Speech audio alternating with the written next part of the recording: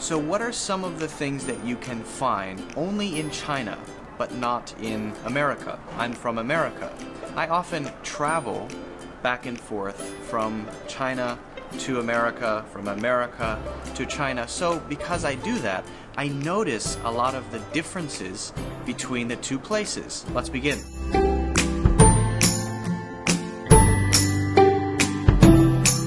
High-speed trains.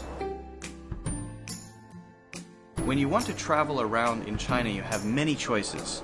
You can drive, you can fly, you can take a high-speed train pretty much anywhere you want to go. You can take a bus. In America, we don't have high-speed trains.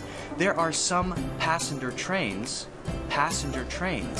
but most American people, when they want to travel to another city in America, that's called domestic travel, they won't think, oh, maybe I'll take a train.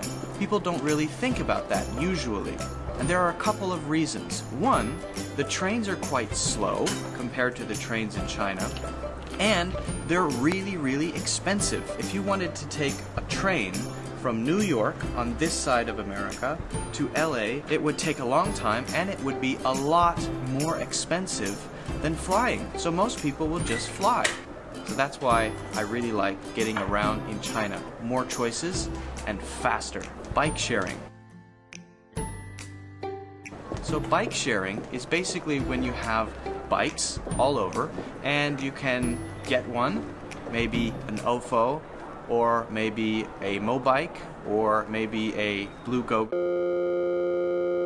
You have an account on your phone, very simple. You scan the QR code and then you ride where you want to go and then you just leave the bike there. No, we don't have this, and it drives me crazy because it's so convenient. When I go back to America, I think, oh, I can just ride up.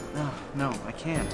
Do we have anything like that? Kind of. The bikes are usually, for example, in New York, quite ugly, quite heavy, and they're at docking stations. Docking stations are basically specific places where you have to leave the bike. And they're crazy expensive. So you might pay $12 to $15 for a half an hour. Whereas in China it's really cheap, bikes are nice, they're very comfortable, it's very convenient. So that is something that I would really like to see in America soon. If anybody's watching, please, somebody, please, we need it. WeChat payments and Zhifubao. I've talked about this in another video, but China, when you want to buy stuff, is really, really convenient. Every seller has their own QR code, and all you have to do is scan their QR code and pay. Very, very easy. A small fruit stand, a supermarket, whatever, anybody.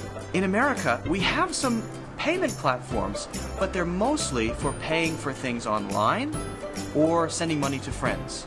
So there are some different apps. Of course, there's PayPal, and there's Apple Pay. You can't use PayPal usually in physical stores. When I go back to America, I have to get cash, I have to maybe use my card, or they don't let me use my card, so I have to go and get cash. It's very inconvenient. In America, people see a QR code, they go, I don't know what to do with this. They don't know what to do with a QR code in general in America. It's kind of funny. It's also very sad. So a couple of other very small interesting things that are different that China has that America doesn't have. Number one is a TV show that everyone watches during the Spring Festival. Chinese New Year, there's the Spring Festival Gala, this 5-hour TV show that's on. In America, we don't have a show that everybody watches. There's something kind of like it. It's called the Macy's Thanksgiving Day Parade. But it's on in the morning and not everybody watches it. Maybe they'll watch football instead. So it's not nearly as prevalent. We can use the word prevalent here. Prevalent means it is very popular. Everybody watches that show. Naps. So in China, especially in smaller cities, I think, after lunch, many people will take a nap. This doesn't really exist as a common thing. We can call it a thing. As a thing in America. Someone might fall asleep at their desk after lunch because they're sleepy, but it's not really a thing that people do. And your boss might shout at you and say, "Stop sleeping, get back to work," if you take a nap in America after lunch.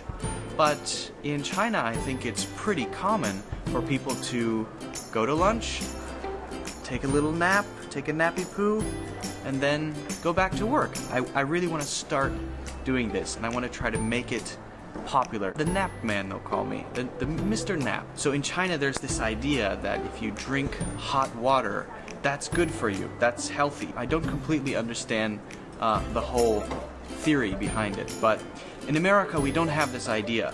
You can drink cold water or warm water or whatever water in any season. Someone breaks their leg, you just have some hot water. Just drink a little hot water, you'll be fine. Alright guys, so those are some of the things that you can find in China which you can't really find in America. And when you go to America, don't expect to see them, especially bike sharing. It's weird, it bothers me.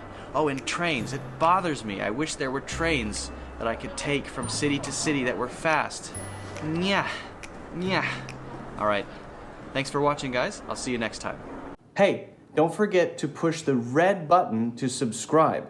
Also, if you're a serious English learner, I think you'll like my full courses. Click on the link in the description to check them out. Okay.